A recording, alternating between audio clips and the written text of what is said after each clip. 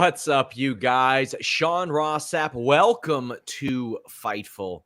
It is May 22nd, 2024. It is good to be back here full-time after about a month in and out doing my part-time schedule thing. We are back full-time. I was here today for the What Do You Guys Want to Talk About podcast, the Backstage Report podcast on Monday, the Post-Raw show. I'm back for my Q&A show on Select, and then 2 shows this weekend, King of the Ring and Queen of the Ring, as well as the AEW Double or Nothing show. Alex is always here full-time. This guy hardly ever misses a show. He's got a whole host of them over on FightfulSelect.com. Alex, how you doing? I'm all right. I'm really looking forward to Double or Nothing. There's a lot of really fun matches with cool stipulations on there. I'm very excited for that. And also this weekend we have our Sands of Blind review, where I don't watch the Saudi show, and Kate does, and then she tells me what happened, but she peppers in 3 lies, and I have to decide what the lies are. It's our most popular Select show on Sour Graps, and everyone is looking forward to it. I'm looking forward to it as well. FightfulSelect.com. That is our lifeblood. If you've never given it a shot, or if you have, please subscribe. It's a Patreon platform, the most subscribed in wrestling history. We break all kinds of wrestling news over there. We told you a couple of, or actually a few Double or Nothing matches that were going to happen. But today we had a very interesting piece of news. Steve Borden, the son of Sting, who portrayed the Wolfpack version, is training to be a pro wrestler. I spoke with Darby Allin today. He didn't bring his flamethrower, although he absolutely was wearing that pink jacket, which seems incredibly flammable, by the way. That does. It really seems does. very flammable. Not only said that Steve Borden was training with him, but was living in a tent in Darby's yard, Alex. Listen. This man is the son of Sting. Can we not get him some proper accommodations? I know Darby is training him, so he's like, listen, Darby says, I was homeless when I was training, so this is all I know, and you must do as I did, young Padawan. You must live as I lived. You must train as I trained. And so maybe that's it. Maybe that's the whole thing. Vicky says, hello, SRS and Alex. Thank you, SRS, for making my day with the Sting news. Thank you, Alex, for hating Jericho. Thank you, TK, for driving Darby. Thank you, Darby, for being an insane son of a bitch. Ospreay busted open was new tonight. Thank you for all. It's funny because, it's when you do this for a living, you recognize when something is going to blow up. It's so funny. When Nick Hausman was interviewing Seth Rollins and he went off on the CM Punk rant, he looks over at me and Denise like, do you guys see this 2,000 retweet post that's about to happen? He looks at us like that mid-interview. When Darby told me that Sting's son was training, I was like, oh my God, that's new. We didn't know that.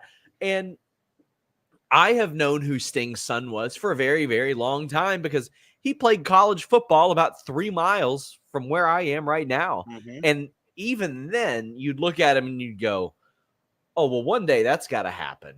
One day that's got to happen. And I was shocked to learn that he wasn't the big one. That's the insane thing. The one that played college football, Division I, as a tight end is not the big one. And the big one's a game streamer. Go figure. There you go. I love it. Listen, I am an unapologetic Sting fan. Listen, right up there, you got Sting's final water bottles, the last time he will ever drink water again. You guys are going to want to check out this Darby interview. We'll talk more about it tonight, but all the early notes are on FightfulSelect.com, including when he got cleared, how he made this happen. He did pitch this to Tony Khan, this Double or Nothing thing happening. But the full interview drops Thursday at noon. It is up early access for Tier 2 members, but I think it's one of the best interviews we've done all year. That man, he's really good at those media interviews. But Matthew Hook says, have a big collision with people not at Double or Nothing. We're going to have our friend Luis, the moderator, who has done such a great job at all time and is going to this weekend, let us know what is added to Collision as well. New Lac City says, actually, we already read that one on the hump today, Luis. After I complimented him. Luis, after I complimented you. Yep. My God. We had Trent Beretta and Roderick Strong defeating Will Ospreay and Orange Cassidy. Well, I expect Trent Beretta and Will Ospreay to both win this weekend. But this match got Roderick Strong a win. It got Trent a win. I think that the Trent push is in full effect. And I'm sure they'll have another match after Double or Nothing, which is set as a straight wrestling match. Yeah. I was kind of hoping that Trent Beretta just did clean sweep over Orange Cassidy. I understand Orange Cassidy is one of the most protected wrestlers in the company, but also I think that if you're going to clean sweep Orange Cassidy, it should be somebody who can benefit from it. And I really think that Beretta can. Yeah, he really can. Every fiber of my being has to believe that the end game of this weird Don Callis being obsessed with Orange Cassidy thing is that the guy who ends up with Don Callis is Trent Beretta. Yes. Because that doesn't make any sense for Orange Cassidy to turn heel, and end up being with Don Callis. So it's to sucker in Orange Cassidy into thinking that Don Callis is on his side, which honestly would just make Orange Cassidy look very dumb, because I don't know how anybody would believe that. But I feel like at that point, maybe then Trent can actually get some more stuff and become over as a heel, as in a singles capacity, because he won't be with Best Friends anymore. So maybe that's where we go after all of this. They did mention, Tony Schiavone said, it's listed as a straight up wrestling match, but I don't know if I trust that, Trent Beretta. So maybe they at the last minute switch the stipulation, make it something else. It's weird that Tony would say that specifically about that. I like the call of how the whole thing happened. I enjoyed Wardlow running down and just hitting a huge lariat on the back of Ospreay's head. The way he sold it made it seem important. I do feel like Ospreay probably wins versus Roderick Strong, and maybe soon after that you get a Wardlow versus Will Ospreay match, which Will Ospreay will make into something amazing. My favorite part of the whole night was the entrances of Will Ospreay and Orange Cassidy, where Will Ospreay is doing his run across the ring and flinging himself into the ropes for the Ospreay, and Orange Cassidy kind of half-heartedly joins him and kind of throws up one hand, and then whatever. That had me in stitches. I really enjoyed this. I think this is the perfect use of a one heel and another heel are having matches against one baby face and another baby face, and they're going to have a tag match in the Go Home show. We see that a lot. I think this actually hit all the beats perfectly and got some good progression to the storylines as well. Yeah, United Kingdom or Undisputed Kingdom attack Ospreay after the match. Listen, I've been saying this for a while. I am not buying the MJF shoulder surgery thing going around. Okay. You mean to tell me that guy wasn't doing appearances, then he gets shoulder surgery, then he does appearances? Listen, I know that guy really well. And first off, he'll tell me and everybody else ain't coming back anytime soon. But he's not above lying to anybody. That's who he is. Remember his first mentor in AEW was Cody Rhodes, who taught Bryan Danielson how to lie. Yes. So, you know what I mean? He learned from the best. Yeah, and listen, sorry if I'm blowing his cover or something, but not like he's ever worried about blowing up a spot for me, doing airplane motions at Double or Nothing and all that stuff. But Jambeard says, what if it's all a Swerve and Trent joins at Dawn? That's what I'm hoping. That's got to be it. Yeah, because there's no Powerhouse Hobbs anymore. No. I think Fletcher will side with Ospreay in all this. Then Mark Davis will come back. And I like the idea of Takeshita and Trent Beretta with Don Callis a lot more. I think both of those guys can benefit. We got Bullet Club Gold appearing backstage. And then we've got not backstage, they're in the ring rather. And Death Triangle is back together. Yep. This is something that Fightful Select had reported today. Best $5 in the business. This is one of the matches that was considered. Lord Zypher says, have AEW moved away from Bullet Club Gold? I may have missed something now, but it seems like they are only referred to as the Bang Bang Gang. I'm looking into this. I should be able to find out tomorrow or Friday.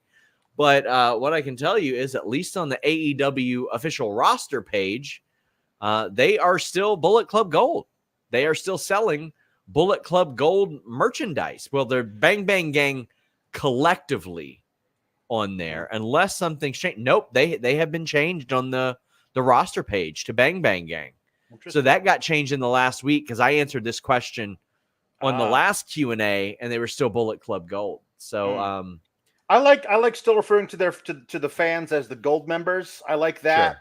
And I think that everybody will still call them, like a lot of people will still call them Bullet Club Gold. Yeah. And you can kind of get away with people knowing them as that, but not officially recognizing them as that. But I liked this segment. I like them coming out with all of their tag belt trios belts in a wagon. That was fun. I like Pac. I did like Jay White having to do a huddle twice to determine whether it was Pac or Pac. I thought that was very funny. Jay White underrated in the comedy. He's great. He's got a really good timing and cadence, and the way that he just does a little understatement of stuff. Very funny. But Pac showing up, or is it Pac? Showing up on the Titantron or whatever they call it, their Tonytron, with back to his old self. Oh, here I am. You got me feeling things again, boys. May I introduce you to mis amigos? I'm like, okay, that's great. And then people in the Sour Graps Discord were going crazy, saying Phoenix ate Phoenix. Because that dude has been spending his entire time not having a visa that works. Apparently, his membership to the gym still works. Because he came back and did he got traps for days and giant striations in his delts. Striations. Man, to your point about Jay White, there's just a plethora of talent who became prominent Gaijin talent in Japan and almost had a reputation for not being able to cut promos. Then they go to Japan, and whether it be Finn Balor, AJ Styles, Cody Rhodes never necessarily had that, but right. So I wouldn't qualify him, but Will Ospreay, Switchblade Jay White, now Gabe Kidd. There's a whole bunch of these people that became great promo guys after that time there. But Death Triangle back together, very, very happy for that. Luis, our producer, says Taz also calls them Bullet Club Gold during their matches and appearances. Kylie says, Dynamite was fun. Hey, Sean, I beat Karate Kid NES. I don't think I've played that game in decades. I need to see what it's like. We also, I think we saw Bullet Club Gold backstage accepting the challenge. Yeah. Then we got Hook and Katsuyori Shibata beating Bryan Keith. So I'm glad Bryan Keith finally got a win on Collision, because I was like, what bounties is he collecting at this point? He's like the worst bounty hunter. He collected a bounty on a boulder, and that's hard to do. That's hard to do. Let me tell you, if there's one primary criticism I have of AEW, I brought it up last week. I feel like they should limit their pay-per-views to about 8 matches, and then take those extra 4 or 5 and pepper them throughout Dynamite, Collision, other shows, because I need more unpredictable finishes on the show. Yeah. Now, I'll say this. Both of Bryan Keith's matches over the last week have been unpredictable, because the way that they brought out Boulder, I was like, maybe they're going to have Boulder win and have him take the L tonight. But Bryan Keith won that, and then the double finish tonight. I didn't quite see that happen that way, but it was immediately after Joe Coffey, Wes Lee doing the same thing. Yeah, well, but there are levels. I've never been a big fan of 2 guys won the triple threat. Well, how is that possible? Because we've seen it happen enough that you're not allowed to be shocked if you're Tony Schiavone that it happens because it happens enough. Last night, Wesley pinned another man's heels to the mat and not his shoulders, and that's really not how you win. So that one was weird. I mean, it's weird. So if their shoulders are also pinned, I suppose there's nothing in the rules that says that. Listen, I was a catch wrestler and an amateur wrestler for a long time, and it's not practical or logical or plausible, but it is legal. Yeah, it's legal. Tonight, I again in the Sour Graps Discord, we had somebody who was like, I smell Bryan Keith losing and both Shibata and Hook winning. And I was like, would they really? But the way they did it, like, honestly, kind of made sense with the double submission and Bryan Keith obviously tapping out to both, because he tapped out on Shibata's leg and tapped out on Hook's arm at the same time. He was tapping out absolutely to both moves. No up in the air there. So, like, you know, I honestly, I thought they handled it well.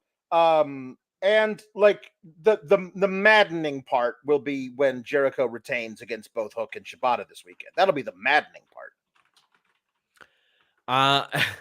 I gotta say, Jericho. So we had a report on Fightful Select this past weekend where we discussed that Jericho did see the reactions coming at Dynasty. Now, listen, you can say that it was responsible or irresponsible for one, them to go through with it, them to book it. Mm-hmm. Him saying, I just needed some more camera time because you guys know how much I love that. I was like, okay. Mm-hmm. All right. Mm-hmm. Also, this savvy son of a bitch being like, hey, I'm going to run a concert in London. And by the way, Swerve's going to be there doing his first live concert in London as well. Listen, he's a savvy guy. I'll give him that. Listen, if he savvies his way into the All-In title match versus Swerve, I'm never going to forgive everyone. So listen, we don't have the Bet Online odds for Double or Nothing yet. Those are a little unusually late, but I would love to see Shibata win this FTW title. I would love it. And then Hook and Jericho to cost each other that. Also, how do you think Taz felt whenever he saw that Jericho defaced the FTW title? Right. Because another thing we reported on FightfulSelect.com, Jericho didn't have that approved. He didn't run that by anybody. Of course Alex, not. Why would he? That is the same belt they used in the 90s. It's the same belt. There's not replicas of those out there. Like, it's the same one. You're not allowed. Don't do that. I was hoping we would get more Samoa Joe involvement after last week when Samoa Joe was like, but you know, being a real mentor to Hook about what are you doing with any of this stuff? You know, you can't trust this guy. He's just gonna screw you over. So give me more Samoa Joe. There are people that are making replica FTW titles. Now, listen, they ain't exactly quality. No, probably not. But you can choose whether you want the brass to be 2 or 4 millimeters, which is never a good sign on the quality there. Right. But I'll go through my picks as we get into these. I've got Ospreay winning. I imagine he's going to be a monster favorite on the BetOnline AG odds. And I've got Trent winning. I think he'll be a sizable favorite on the BetOnline AG odds. I've got Shibata winning, but I think Hook might be the betting favorite. This might be one of them where I think that BetOnline AG may look at it as Hook or Jericho instead of Shibata. And I would make that probably one of my underdog picks because I think that Shibata winning would make a lot of sense. And Tony Khan loves him some Shibata. The night when CM Punk showed up on WWE, the only thing he worried about clarifying to me was that Shibata would be back. That was it. I would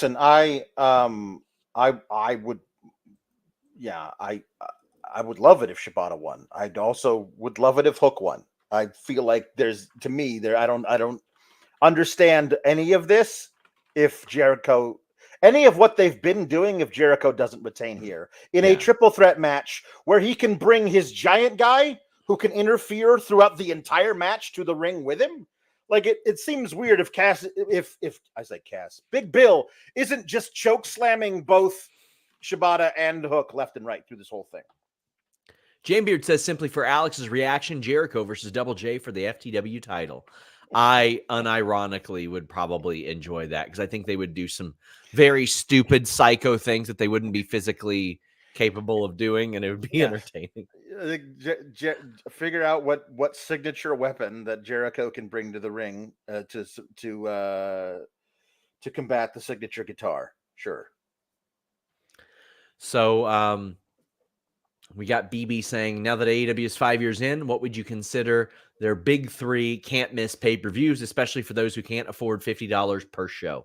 Well, BB, if you can't afford $50 per show, I have the product for you, my friend.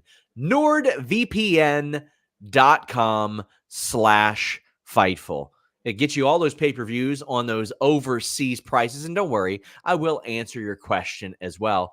And look, this deal is old. This deal is outdated. I got to have a different graphic put up because let me tell you, right now, you save big and you get 4 months extra and a 30-day money-back guarantee when you use NordVPN.com/Fightful. And it's not just that. You shield your data from snoops and criminals, protect yourself on public Wi-Fi, and it's available on all devices, all operating system, doesn't matter. It's got a password manager, file encryption tool, and 24/7 support. So, BB, you may say, well, I don't know how the heck to use that. They'll help you use it. Not only that, you can hop over into our Discord. We got people that'll help walk you through it. But here's how you do it. You get NordVPN.com/Fightful. You get one of those subscriptions. You get AEW Plus overseas, and then you're paying the overseas pay-per-view prices instead. You're going to save a bunch of money. This will pay for itself in just a few months. Not only that, there are a bunch of big, ridiculous pay-per-views coming up. UFC, Chael Sonnen and Anderson Silva are boxing, which, I'm excited about, although a little less excited than I was about possibly Terry Crews versus Anderson Silva. And Mike Tyson versus Jake Paul. That's going to be, I think it might be on Netflix, but you know what? You can get Netflix and get all the international content over there as well, including some movies that aren't available here in the States. NordVPN.com/Fightful. A great 30-day money-back guarantee on that. So if I had to pick three in AEW, I would say Revolution, Double or Nothing, and All In at this point are my three picks. Yeah, it used to be All Out. Now it's All In. Now them moving it a week later, I want to see what they do with an extra week to build from All In to All Out. There's a lot of stuff they could do there that is different. But I say Double or Nothing for sure. The other one being All In right now, and a third one, maybe at World's End they try and make that one the last one of the year, like a big deal. But currently, I think it is Revolution. Yeah, again, if I had any say over it, I would be like 8 matches per show, and then give some value to these other events, so to speak, like the AEW Dynamite's Collision's Rampage. Because right now we've got what shows do we have? We had Revolution, Dynasty, Double or Nothing, Forbidden Door, All In, All Out, Wrestle Dream, Full Gear, World's End. It's 9 shows. I know Tony has talked about opening it up to 10. No show in January or February. I feel like February would be a good month for AEW to run one. There's sort of a little lull in WWE between Royal Rumble and I think they could capitalize there.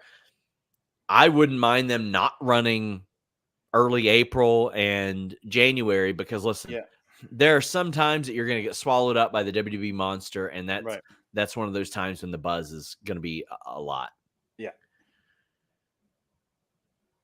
We get the preview of Willow, Nightingale, and Mercedes at Double or Nothing.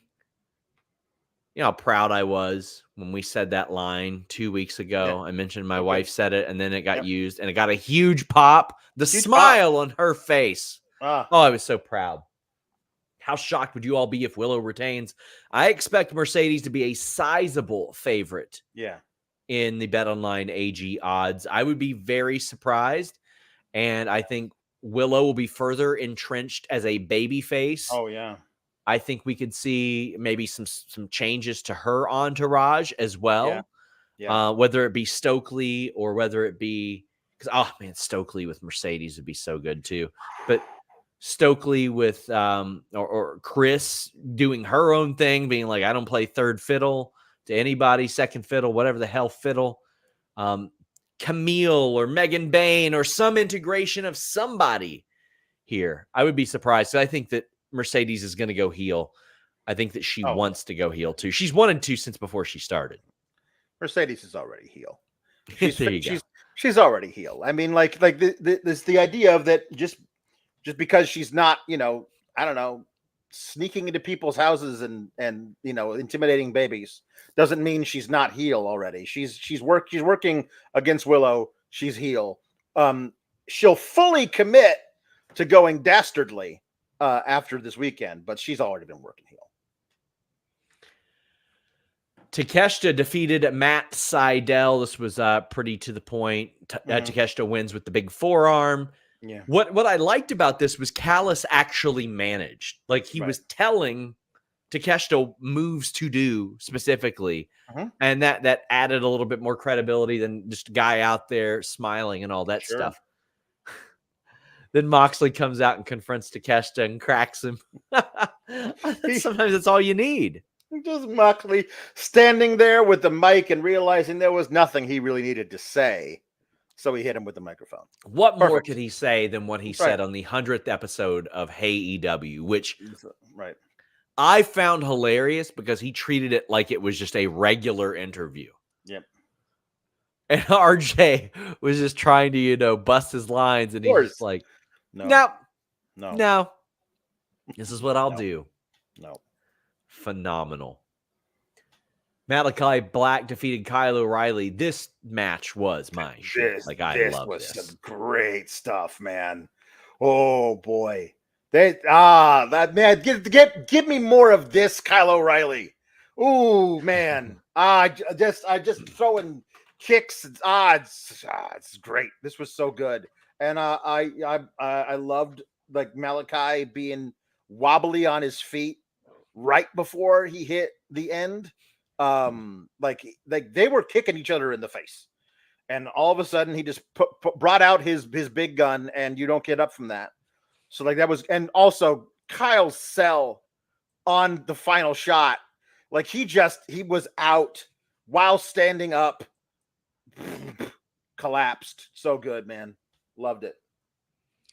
This was very much my kind of match. This is that thing I like. They spar around. I bet they probably didn't go over it much before they were just like, this is what we're gonna do, and we'll wing it.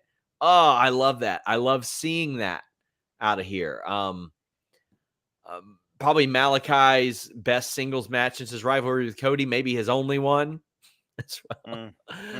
But the real story is what happened after. Yeah.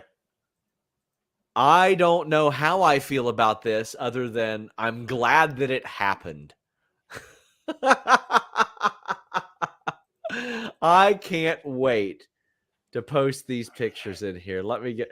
Okay. Malakai is standing in the middle of the ring and induces blood spatter that Gil Grissom has wet dreams about. Like, oh my God. It hit so hard, Alex, that like there were angles of the ring that were completely covered and then parts of the ring that were just completely clean because the blood splatter was so much. There were two specific streams. Yeah. And when I saw it, how hard it came down, I said, that felt personal. whoever did these props, I don't know who set this up and turned it on 11, but there's two of them. Those two of them. Look and at those are solid. Like those look like the ropes used to climb in gym class. Those do not look liquid at all. Oh my God. Look at that. It looks like he fell off the edge of the atmosphere and evaporated into the ground, just exploded. Yes. Yeah. Yes. Yeah. What the hell? Well, first off, I want to say I saw people immediately saying, well, this is very WCW 2000. No, it's WWF 1999 is literally what it was. Because that's when Edge was in WWF. I said, oh no, it's Brood Edge. Remember? They were like, we're going to call him Brood Edge, but we don't think Gangrel, anybody will know who he is. So Edge is somewhere running around like...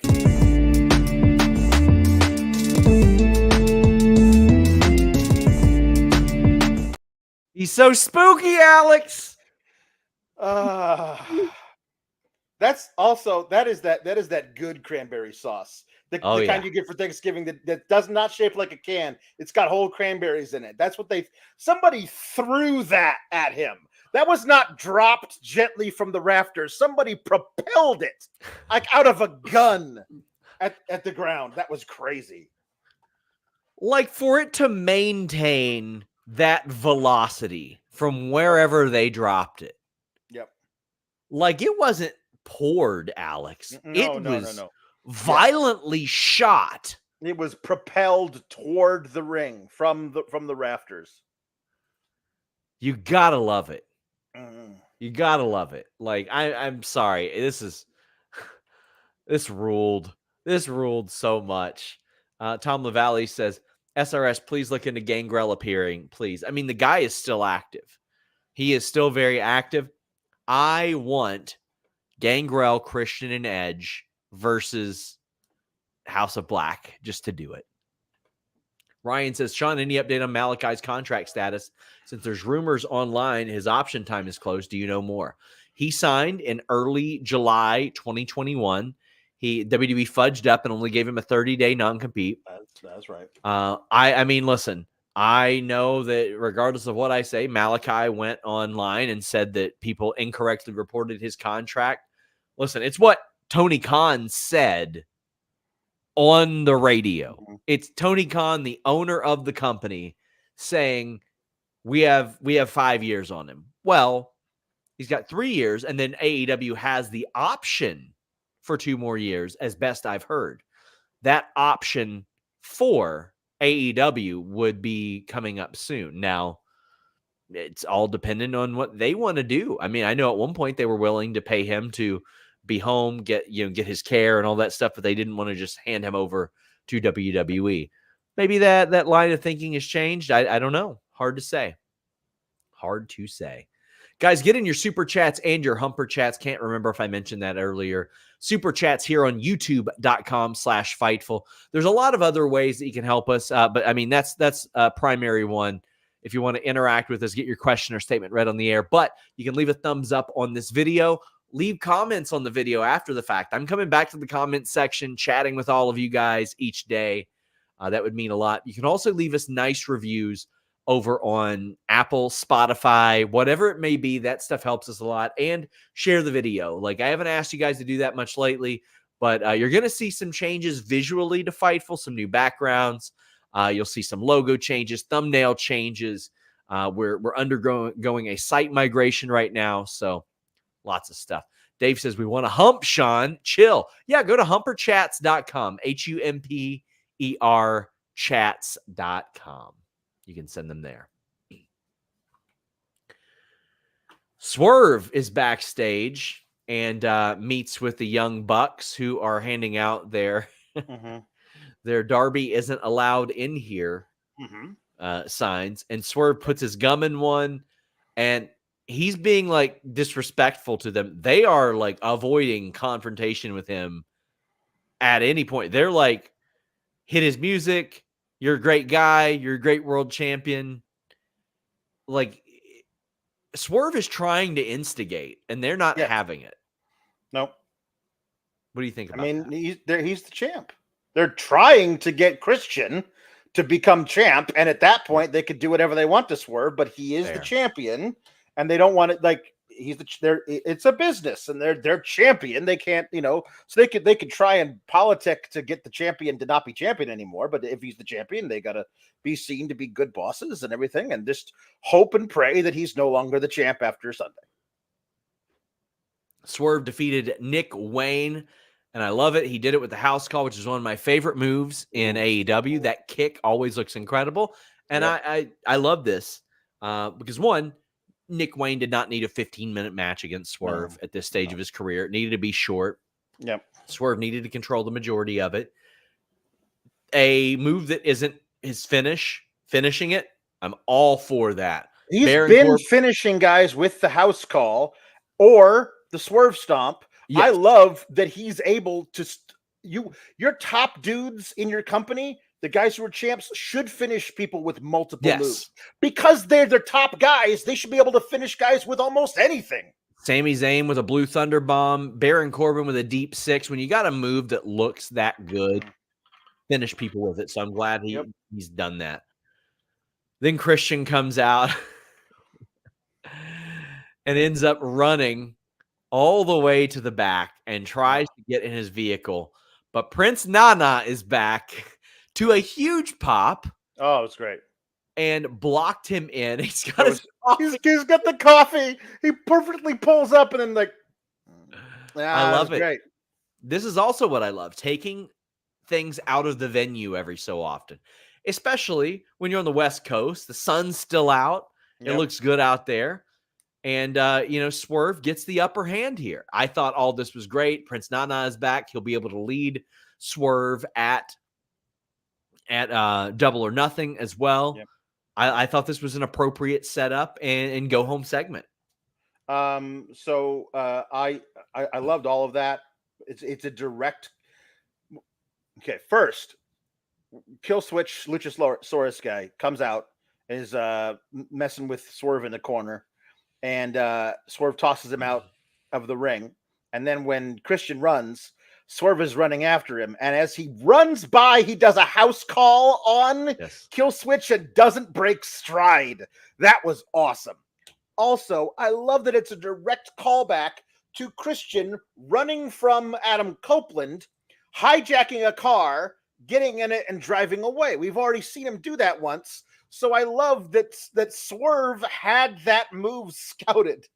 He's like, if I chase him, he's going to try and hijack a car, and then we'll have Nana there just waiting to block him in. Perfect. And then beating him up on top of the car was great. This was all excellent. I loved it. Really, really dug that. Really enjoyed it.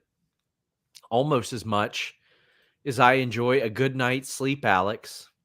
And before I found helixsleep.com/Fightful, I didn't get many of them.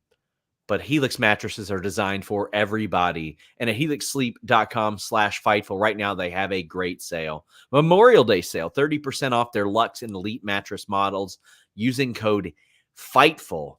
Or take 25% off site-wide using the code FIGHTFUL. Each mattress comes with 2 free Dream pillows, which is a $150 value. Take that sleep quiz right now.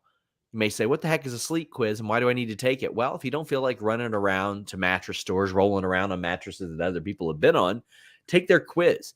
It will match you up to what fits you best. And they have a 100-night sleep trial, a 10 to 15-year warranty. It's assembled in their U.S. facility. There's quick, no-contact delivery.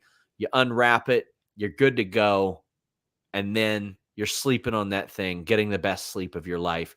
I was on memory foam before this, and I was like, you know what? I need to take better care of my body. And then I found Helix. And then after I found Helix, I hit him up and said, let's do some business. I saw what Good Housekeeping and Wired and Apartment Therapy and Forbes, New York Times, all those companies recommended, and I got it myself. 30,000 plus 5-star reviews, and they've got flexible payment plans for those of you that need it. They've got mattresses for kids. They got plus-size mattresses for everybody at helixsleep.com/Fightful. One of the best decisions that I've made. I often talk about the sponsors that I use most when in general and when I'm awake. I use our Helix sponsor over 1/3 of our life, and more than that even, because I like that so much I went and bought some of their furniture from All Forum as well. Like they've got some great modular furniture, so please check them out. Reminder, guys, leave a thumbs up on this video. Love for Boost says, did you see Luchasaurus' leg get stuck in the ropes? Looked nasty, but Swerve knocked it loose quickly. He's a pro, man. He is a pro. Jeff says, what are the odds of a women's casino battle royal taking place at the pay-per-view? I think that okay, I don't want to say it is or isn't going to happen because I don't have that insight, but I think the card is filling up already. Yeah, if you're gonna do one of these things where like we're doing Collision the night before, and it's it's in the same building, like build stuff for like the undercard that is on that Collision and make it a big thing. What I would love to see is if you could figure out a way to do it where like the winner of such and such match on that Collision gets a match for an undercard title on the Sunday pay-per-view. Do something like that. You have casino gauntlets, casino ladder matches, casino battle royals. To me, there's no reason you can't pepper a few of these on the night before Collisions every time and show people this is something worth watching for. Especially on a Double or Nothing weekend. The casino thing has been a tradition at Double or Nothing for a while. You should do that. Yeah, I think specifically for the casino-themed stuff. Yeah. Jambeard says it was a jam bath. Taz said he also got covered. Yeah, it was on the LED barricade during the Toni Storm and Mariah May match. There's no way people in the front row did not get spatter on their faces. Yeah. Do you have an ad you can throw to, or no? We're not gonna do one of those. Not tonight.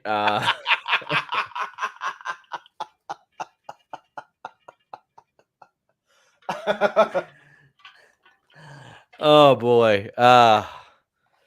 Well then, Toni Storm and Mariah May defeated Saraya and Harley Cameron. There was a double smooch spot here. There was. Looked like one of them was a working smooch and the other one was a shoot smooch. Toni and Saraya looked like a working smooch. God damn it, boy! Are they working or are they smooching? Are they working or are they smooching? God damn it! Here's it. I said, goddamn, kid. Harley Cameron, Mariah May had the shoot smooch. Mm-hmm. Toni and Saraya had the working smooch. Mm-hmm. Toni came out wrapped in the Serena Deeb flag there. Toni and Mariah get the win. Listen, I just got to say, man, I have been consistently impressed with Harley Cameron of late because that woman got thrown into the fire. Yeah, she really did. Like 3 weeks ago, they were like, hey, you with less than 24 matches, you're going to be on Dynamite the next 3 weeks, and all your matches are going to be like 7 to 10 minutes. Yeah. And she said, bet, let's go. Let's do it. I haven't seen any bad spots out of her. I haven't seen anything like that. You would never be able to tell that she has had like 24 matches. She's and like doing fantastic. And like 6 on TV, maybe. She's doing a great job. On top of that, like her backstage stuff, her promo stuff, the character work is out of sight. She's a performer, man. She's a real performer. And now she's getting better and better with these reps on TV. Like in a year, who knows what she'll be. Like I'm really, really impressed with how little ring time she's had and how great she is in these matches. I mean, listen, if we had to break it down, I don't think that AEW needs. I think I got about 5 titles I could do without. You know what I mean? Like, sure. But I would have loved women's world tag team titles because I like the idea of somebody like Saraya working with Harley Cameron, because somebody like Saraya working with Harley Cameron is going to help her immensely. Yeah. In a number of ways. Also, there's the 2 pile drivers. Whew. Filthy. Love them. Tom LaValle says, Toni forgot her own advice. Watch for the shoe. Because Serena Deeb comes out, and dare I say, her best segment in this entire feud was tonight coming out and attacking with the shoe. This is the fire I wanted to see out of her. But what'd you think? I miss the mid 90s WCW when Woman or Elizabeth or anybody, they had the shoe. They got to have the shoe. Watch out for the shoe. I love that she came out with the chair and immediately took out Luther.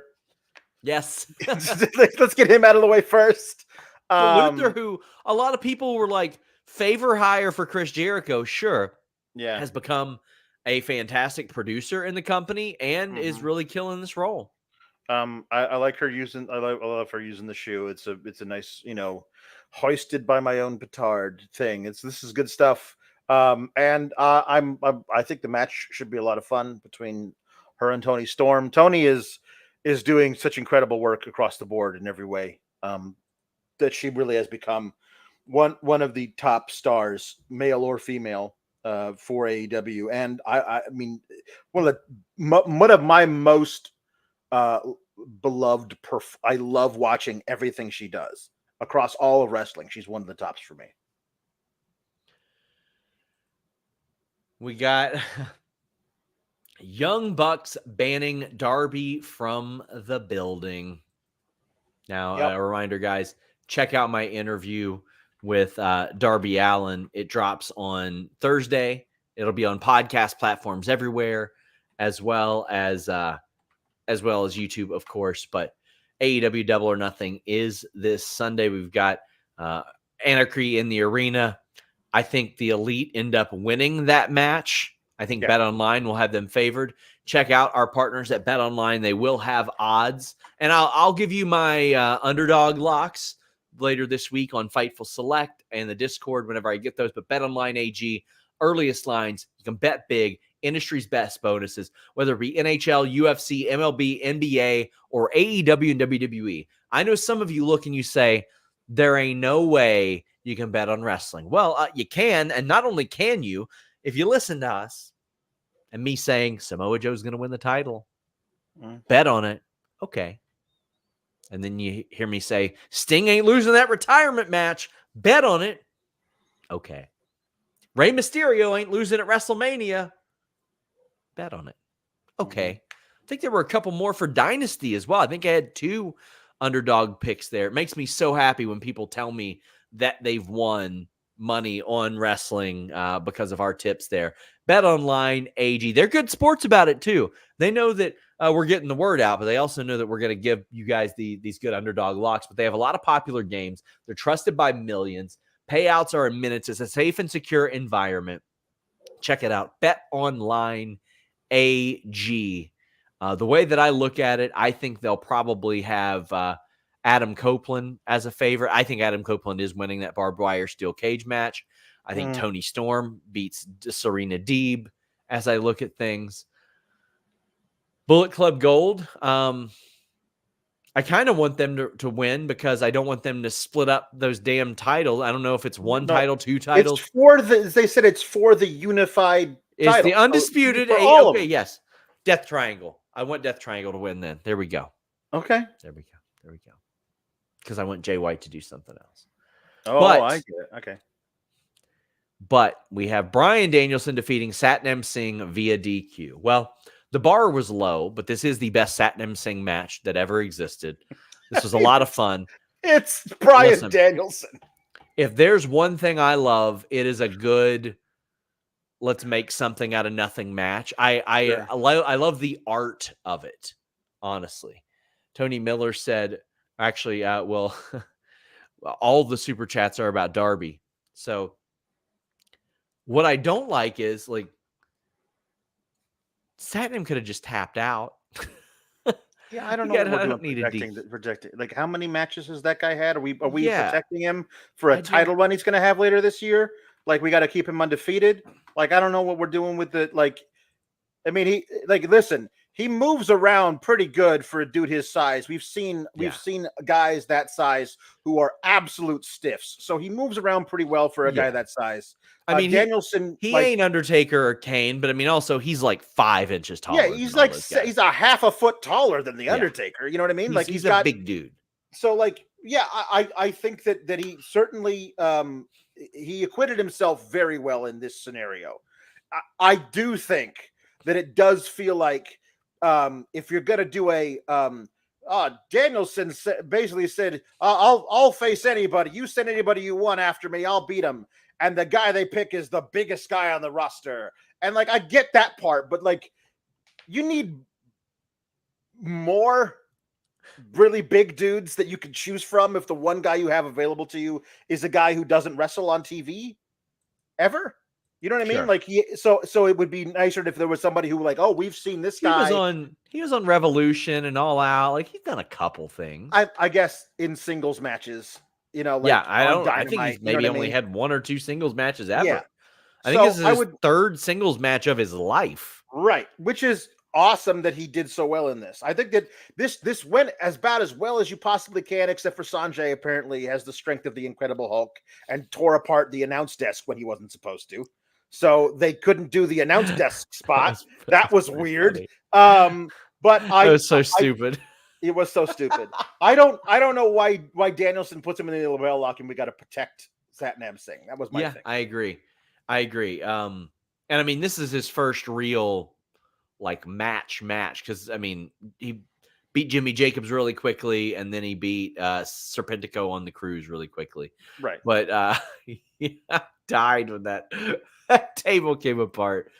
But then they said, oh well, you know, they're just collecting the bounty, blah blah blah. And I was like, all right. But no, I don't see any reason why Bryan Danielson, of all people, can't just beat him.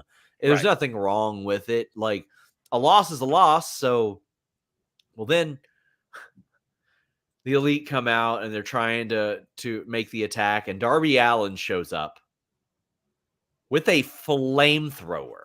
He shows up in a car driven by Tony Khan. Yes, and Tony Khan fist bumps him.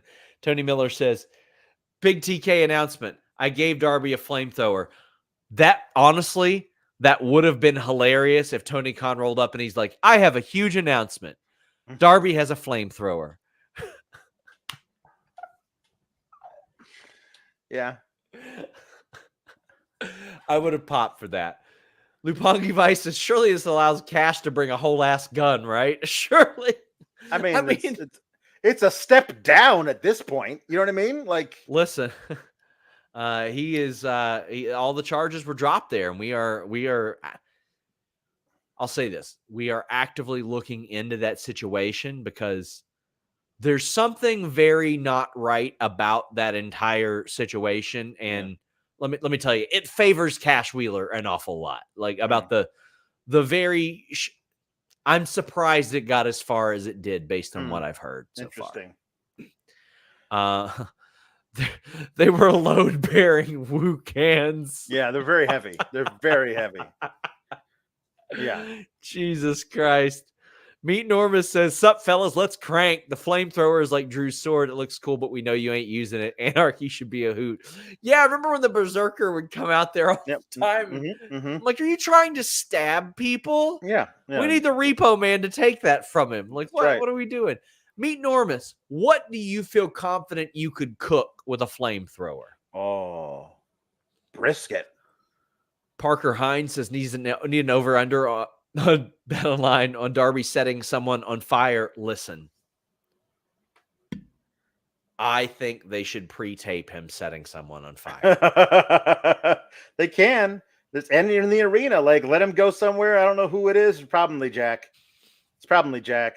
I mean, you know what? We know what's too bad. What's too bad is that they've gotten away from like Brandon Cutler hanging out with the Bucks. Why don't the Bucks have Brandon Cutler as a personal assistant who's a gopher who brings them coffee, and then you could set Brandon Cutler on fire during Anarchy in the Arena? Or Brandon Cutler puts out the fire with cold spray. Well, that's good too. I like that a lot. Or that actually makes it worse because it might be flammable. It probably is. It probably is. Honestly, because it's aerosol. Yeah. Oh my God. Luis has got a good idea. He's typing it up. Maddie Nice says, "How do you gimmick a flamethrower?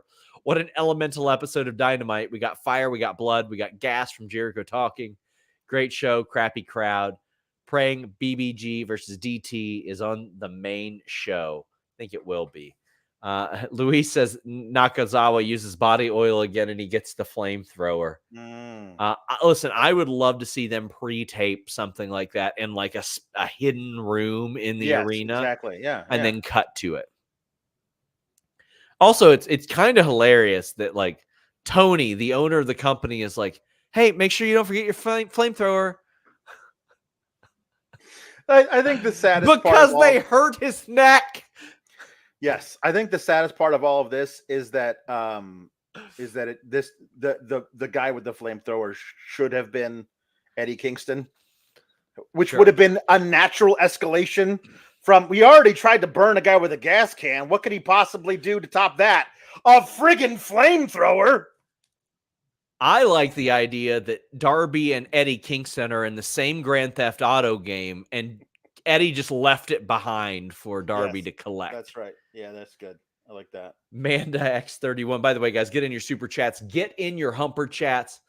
We are heading down the home stretch right here. Manda says, make wrestling stupid again. TK dropping off Darby like he's going to the mall in 2003 with a flamethrower to hang out with other emo friends. 10 out of 10. I really enjoyed it. He's going to his part-time job at Hot Topic.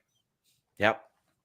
Well, guys, I will be back here Saturday and Sunday for King and Queen of the Ring, as well as Double or Nothing, but you're going to want to subscribe to FightfulSelect.com. I've got a bunch of stories coming up that you guys have been asking an awful lot about it. So FightfulSelect.com. Spread the word. If you like it, please tell the people, because we are largely publicly funded by you guys. We've got Lucha Brothers versus Gun Club announced for Collision, as well as some other interesting things for Rampage as well. We got you covered. Alex, tell the people where they can find you. You can find me on the Twitter. I'm not going to call it X. At Alex Sour Graps. Friday we'll do something because Rampage is on at a different time. But we're definitely going to do again. Sands of Blind, we call it, where I don't watch the Saudi show, but Kate does. Then she tells me what happens, but she lies to me 3 times, and I have to suss out where the lies are. That's a lot of fun. Everyone loves that show. Then on Sunday, we're going to do a full Double or Nothing review as well. Back on Monday for the post King and Queen of the Ring Raw show, and then Tuesday NXT, and then back here again for Dynamite. Stephanie Chase will have a predictions and preview show for all that stuff. Guys, again, if you want to leave Humper Chats before we go on the air, you can do that over at humperchats.com. Luis will collect them and all that stuff. Again, we want to interact with you guys. We want to hear from you guys. We want to hear what you guys like, what you don't like. You're going to see some changes on Fightful in the near future, like from a visual standpoint, freshening things up. Leave us a thumbs up, guys. Until next time.